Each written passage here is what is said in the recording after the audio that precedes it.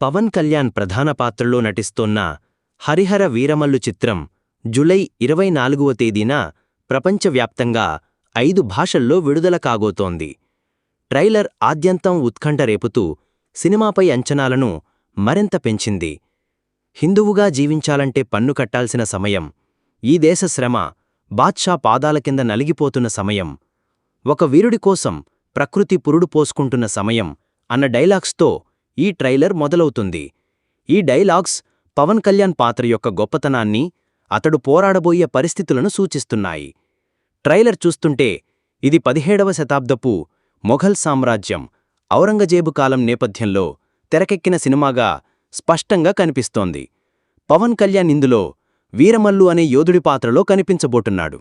ఆయన పాత్ర, సంభాషణలు, యాక్షన్ సన్నివేశాలు అభిమానులను అలరించేలా ఉన్నాయి.